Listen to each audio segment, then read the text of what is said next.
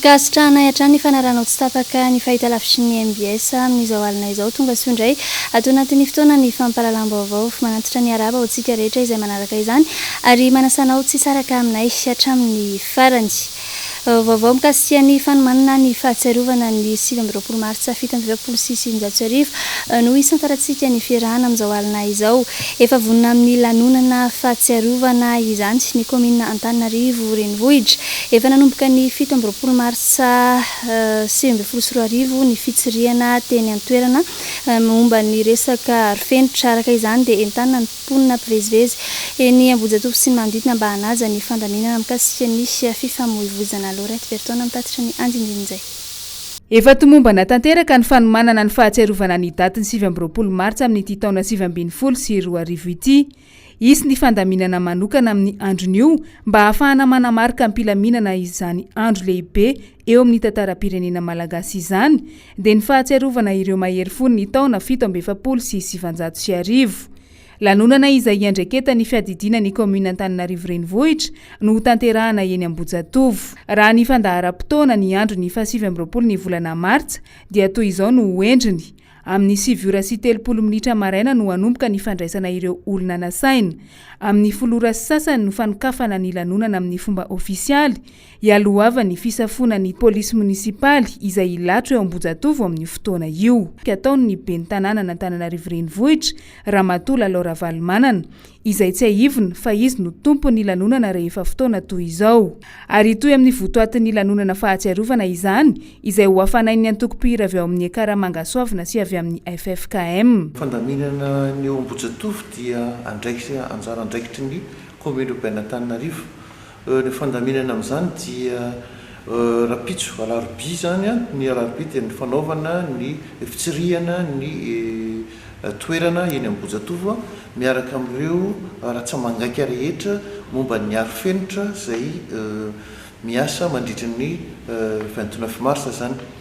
Ny fandaharana eo Ambojatofo dia manomboka amin'ny amin'ny 10 sasany ny lanonana eo Ambojatofo ny zoma fa 7 volana marsa izay atrehan'ireo olo manan-kaja ambony eto amin'ny firenena izay tokony metraka fehezam-boninkazo amin'izany fahatsiarovana izany izay atrehan'ny ramatoa ben'ny tanàna Laura Valomanana ihany koa satria izy no eto amin'ny tanàna Antananarivo no tompona andraikitra voalohany amin'ny fikarakarana izany hetsika ny fitsingerenana ny 7 volana marsa 720 izany. Eto ihany koa zany sika izay mpampiasa ny lalana eto amin'ny tanàna Antananarivo izay mandalo Ambojatofo mba andamina anaraka ny fandaminana izay efa napetraky ny komina urbaine Antananarivo.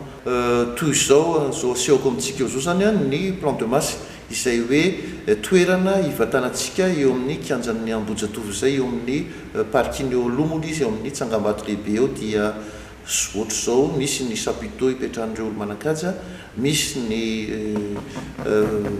ametrahana fehezam-boninkazo ary misy ihany koa ireo maramila sy polisy municipaux ary ny pompier amin'ny voninahitra ny fankalazana ny 7 ny volana marsa. Zava-dehibe eo amin'ny malagasy jiaby io andro io ka entanina ny mponina sy ny mpivezivezy eny amin'ny manodidina n'Ambojatofo mba hanaraka ny lamina izay apetraka. Fombaovao hafa kosa indray manana andraikitra lehibe amin'ny fiatrehana ny fifidianana ny vehivavy hoy nambaran'ny filohan'ny UNMDH mandeha lavitra sy mahomby kokoa ny fampandrosoana ho hatrany izy raha toa mandray anjara mavitrika ny vehivavy eo amin'ny fanatanterahana ny andraikitra amin'ny maha-olom-pirenena. Mbola hitantaratra eny anivon'ny fiarahamonina eto Madagasikara nefa ny faniliana mivantana na ankolaka ny vehivavy eo amin'izay tontolo ny fampandrosoana izay. Mbola mitatitra ny andindinizay hatrany Lorette Bertona sy André Malala. Saika manerana ny nosy mbola hitantaratra ny endrika faniliana ny vehivavy tsy handray anjara amin'ny fampandrosoana ny firenena. Raha tsy hijery lavitra, tranga nisy eo tamin'ny fanatanterahana ny antota taratasy filatsahako fidiana ho solombavam-bahoaka tamin'ity indray mitoraka ity ao amin'ny distrika araiky any amin'ny faritra Atsimo Atsinanana. 3 lahy sisa ny kandida hifaninana amin'ny fifidianana solombavam-bahoaka izay atao amin'ny 17 ny volana May ho avy izao satria noresena lahatra tsy hilatsaka tamin'ny ora farany ireo kandida roa vavy hafa. Pirofo izany fa mbola misy ny karazana olona tsy manome sehatra ny vehivavy eo amin'ny fiainam-pirenena. Fotoana fifidianana isika izao dia izay moa zany dia tsy mitsahatra ny manabe manoro mampianatra ny olom-pirenena ny zony indrindra fa ny vehivavy mba andraisany anjara bebe kokoa. Efa nisy maro moa zany vehivavy nisokatra anarana, nahitana ihany koa ireo vehivavy izay tena vonona nefa moa zany variana ihany ianao mahita hoe amin'ny fotoana farany dia resena lahatra hoe aza milatsaka.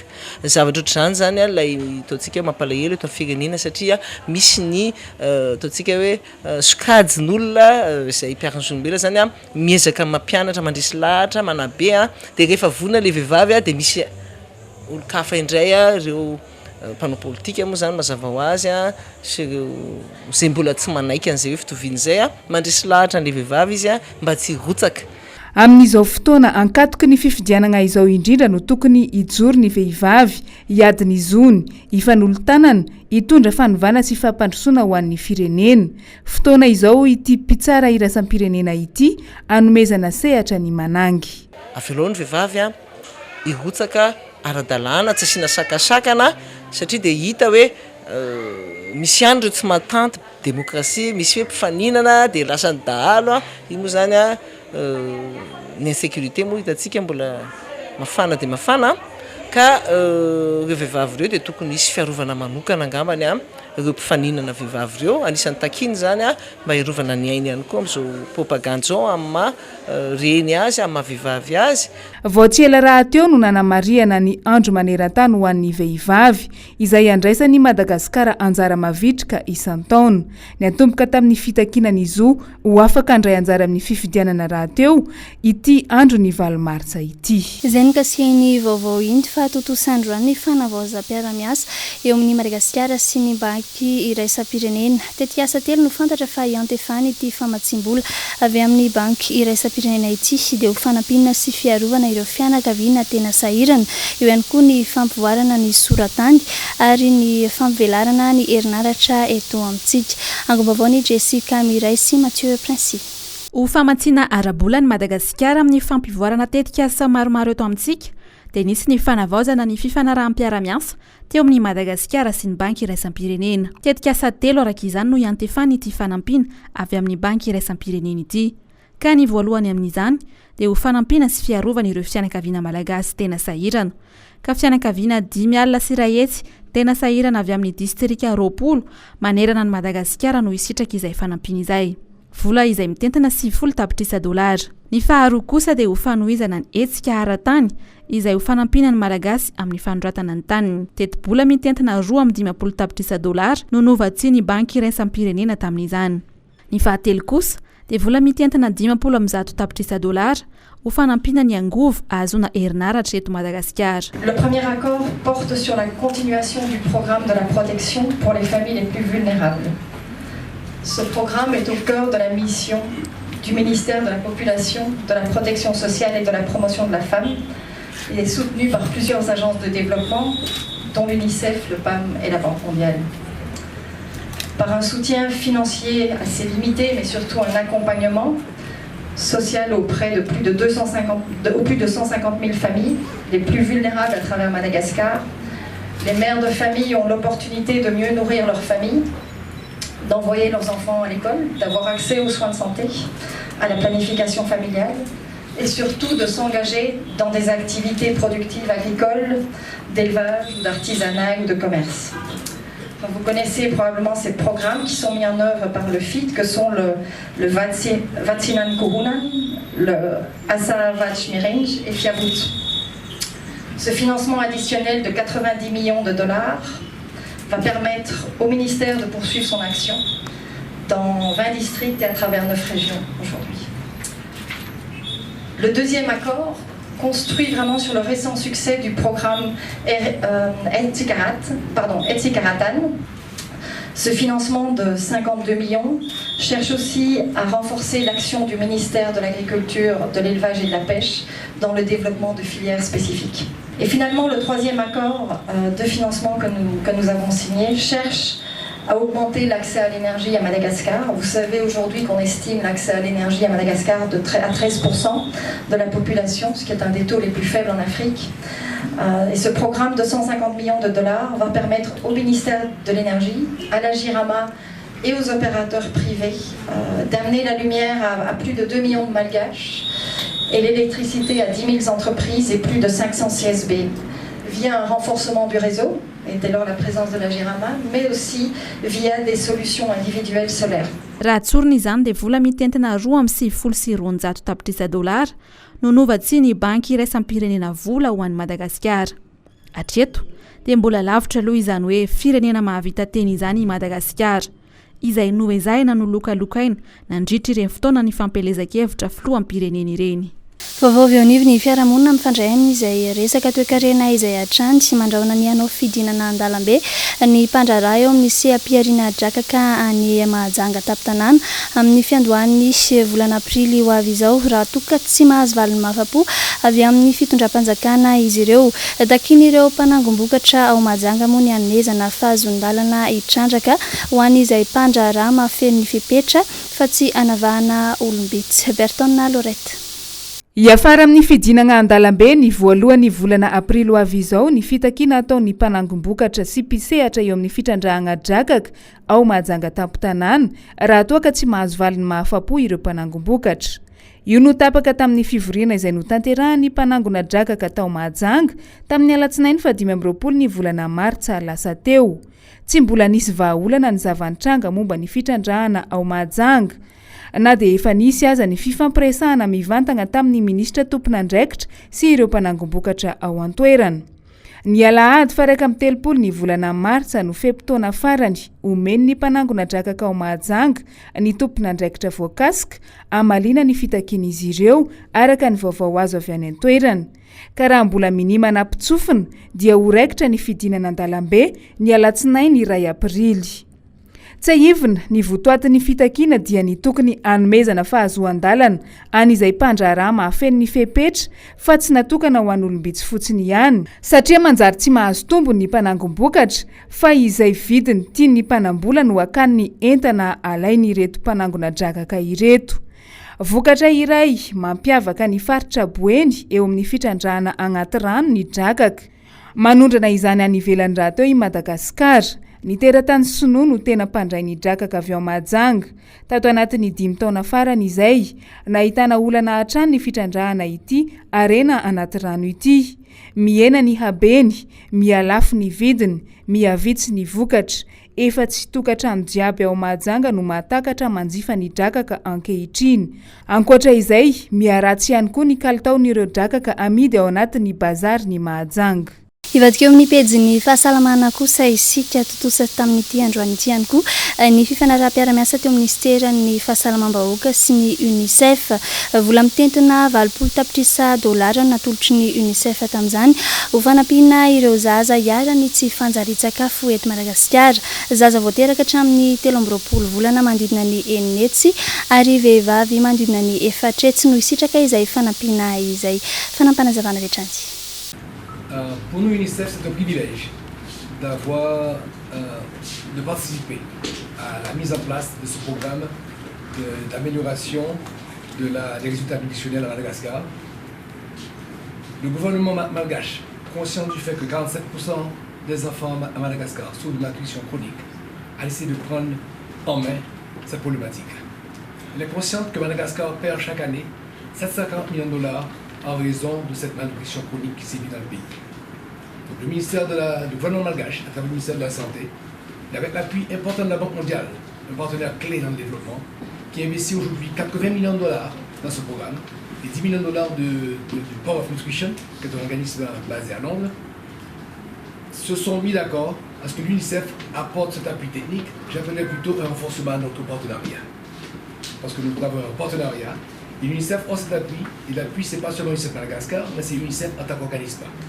L'UNICEF au niveau régional, au niveau global. Nous avons travaillé ensemble pendant 3 ans pour s'assurer qu'1,5 million d'enfants soient touchés, des enfants entre 0 et 59 mois, 600 000 enfants entre 0 et 23 mois, 400 000 femmes vont bénéficier de cet appui. Indirectement, se renforcer la capacité de 13 000 agents communautaires de santé et de nutrition, 1 millier d'agents de santé et 1 millier d'animateurs. Cette assistance sur la période de 3 ans devra permettre, à travers du coaching, la formation de courte durée, des échanges de visites avec des pays avoisinants, que Madagascar devrait à l'avenir non seulement avoir un système résilient et solide, mais on espère d'une dizaine d'années, Madagascar transmettra ce savoir aux pays avoisinants. Eo amin'ny vaovany tsy fandriam-pahalemana kosa indray sedalo misa 420 mirongo basimborona fito nanafika tao amin'ny tanàna iray antsoina hoe Bemandresy sy Androtsy commune ambanivohitra Ambia districtny Kongo ny sabotsy 13 martsa lasa teo misa 13 no lasan'izy ireo tao anatin'izany ary olona iray kosa no nataon'izy ireo takalinaina. Jessica Miray no mitondra izay vaovao izay. Dahalo miisa 420 mirongo basimborona fito no nanafika ny fonkotany Bemandresy sy Androtsy ao amin'ny commune ambanivohitra Ambia distrikany Iosy ny sabotsy 13 martsa lasa teo tokony ho tamin'ny 10:00. Nanao tifidanitra ireto dahalo ireto rehefa nanafika ireo fonkotany ireo ary nalain'izy ireo tamin'izany ny omby miisa 13 sy mpiarakandro iray natao takalinaina. Rehefa vita ny fanafiana dia noentin'izy ireo nitsoaka ireo omby sy ilay mpiarakandro. Nampandre avy hatrany polisy ny fokon'olona ka raikitra avy hatrany ny fanarahandia. Ny polisy nitsena ireo dahalo tamin'ny lalana saika itsoahany ary ny fokon'olona kosa nanaraka avy aty aoriana. Vao nifanena tamin'ny polisy moa ireo dahalo dia nirifatra nandositra ka navelan'izy ireo teo ireo omby miisa 20 fa ny omby iray kosa dia novonoan'izy ireo teny an-dalana. Avitra soamantsara ihany koa ilay mpiarakandro nataon'ireo dahalo takalinaina. Dia avy dia nilay atagny ireo dia nisokasofilay tena tify sabaso vafandroa.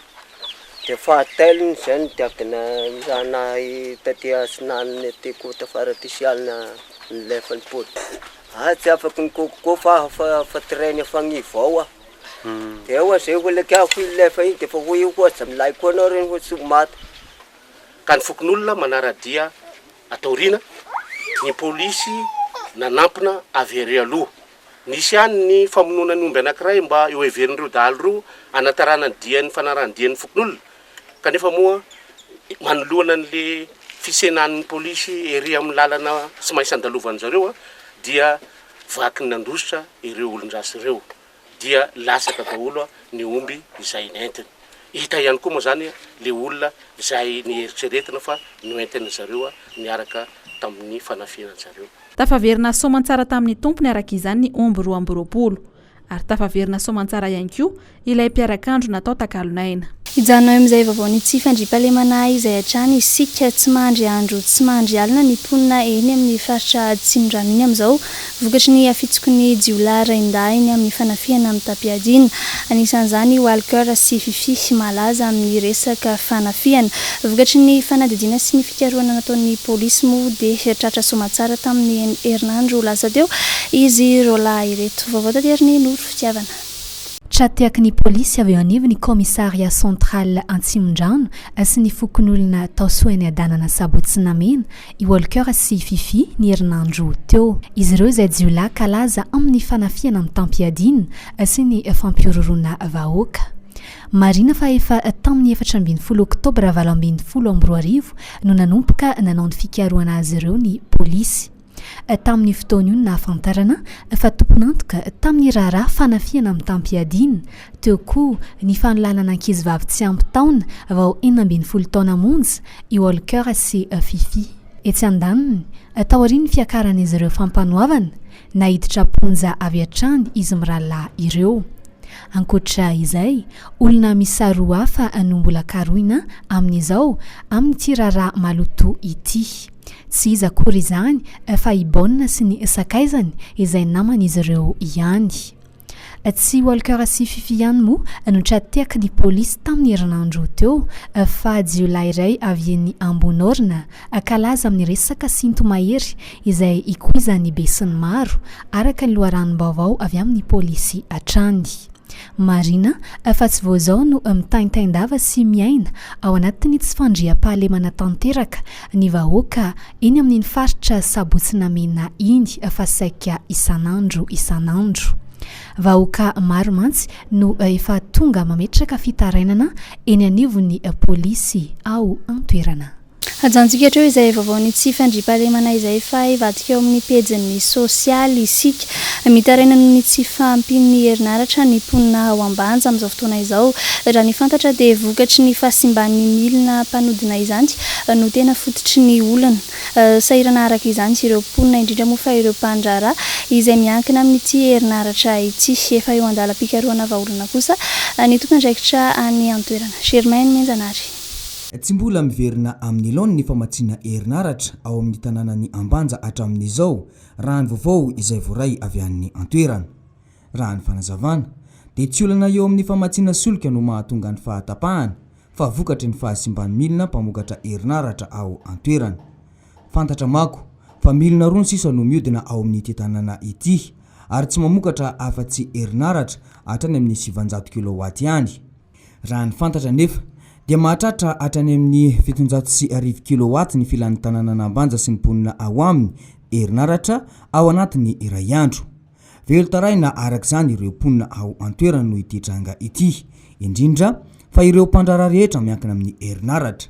Tsara moa ny manamarika fa tahaka izao ihany no nahatonga ilay tranga fandorana biron'ny Jirama tao amin'ny tapany avaratry ny Nosiny ny herinandro teo ary nitakiny ireo mponina ny mba andesorana ny lehibe ny Jirama tao antoerana.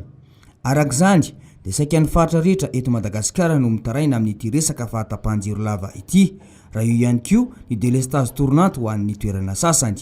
Araka ny hita dia saika lasa tandravalikoditra ho an'ny malagasy nandritry ny 10 taona izay ny fahatapahan-jiro ity saingy tsy mbola vaovay izany hatramin'izao. Raha somary tsy aivina kely dia efa nisy mihitsy aza ny filazana fa ny fampiasana solika mavesatra no vahaolana ho an'ny Madagasikara amin'izy ity saingy tsy hita ihany izany hatramin'izao. Saika miantraika amin'ny resaka fahasimbana sy ny fahanterana fitaovana indray mantsy no olana ho an'ny mpamatsy herinaratra eto Madagasikara amin'izao fotoana izao. Ankoatra izay moa dia eo andalam-pikaroana ny vahaolana amin'ity fahatapahan-jiro sy ny tsy fampiny izany ao amin'ny tanàna Ambanja ity ny tompon'andraikitra amin'izao fotoana izao raha ny fanazavana hatrany ary dia manantena ny fivahan'izany tsy hoela ny mponina ao antoerana. Amin'izay vaovaony sosialy izay hatrany fa mifandray amin'ny toe-karena kosa indray tsy dia misy fiovana firy ny fandehan'ny tsenan'ireo mpivarotra malagasy etsy amin'ny tsenany Pochard amin'izao saingy olana kosa hatreto ny resaka lalam-barotra makany ivelany. Manampitrotraka ihany koa ny fahasarotany akora fototra noho ny fepetra izay apetraka amin'izany. Raha ny fanazavan'ireo mpivarotra dia misy vidiny manokana natokana ho an'ny malagasy raha toka somary manatombo kosa ho an'ireo vahiny izay tonga manjifa izany. Germaine Menjanary teo amin'ny rindra tsara ny Manoro Andriamalala. Isan'ny olana iray izay sedrainy mpanao asa tanana malagasy ny lalam-barotra makany ivelany. Raha ny fanazavana izay voaray tamin'ireo mpivarotra etsy amin'ny tsena ara-malagasy Analakely dia misy amin'ireo entana izay amidy no voasakana rehefa tonga eny amin'ny seranam-piaramanidina eny Ivato kanefa ny vahiny no tena manjifa ny ara-malagasy eto amintsika. Etsy ankilany dia olana ihany koa ny lalàna izay mamaritra ny fampiasana azo ka ireo mpanao asa tanana amin'izany no tena sahirana amin'izy io. Ny Ivato eny ohatran'ny tsy haiko le vahiny tonga avany nefa matahotra izay te hividy an'ity fa rehefa andeha hivoaka izy lasa olana be ho an'le client anay zany satria tsy azo avoaka le azo io zany mba angatahana kely anairana ny sain'ny tompon'andraikitra zay voakasika le izy hoe mba homena fahalalahana ohatranay satria izay nge raha mivarotra tsy mivarotra zavatra brut zay zany zavatra efa vita ohatra hoe palissandre zao tony dia efa vita cendre tsy possible mihitsy ny hoe animbanimba ny ala fatany fotsiny fa sady miteraka asa ho an'ny eto toerana mbo souvenir ho antsika ny vela. Ankoatra izay dia nambaran'izy ireo ihany koa fa olana eo amin'ity sehatra iray ity ny alafosan'ny akora izay ampiasaina noho ny alaviran'ny toerana. Na izany aza nefa dia misy ny fitsimbinana ny malagasy mpiray tanindrazana amin'ny vidin'ireo asa tanana izay amidy ireo. Ny tanay sakana zao eo amin'ny vidin'ny akora fototra. Alaina lavitra ny akora dia miakatra amin'ny vidin'ny akora aty Antananarivo satria miratsy ny lalana dia mandalo toerana betabe zany vao tonga aty dia lasa mividy akora lafo izay dia mampiakatra vidin'ny entana.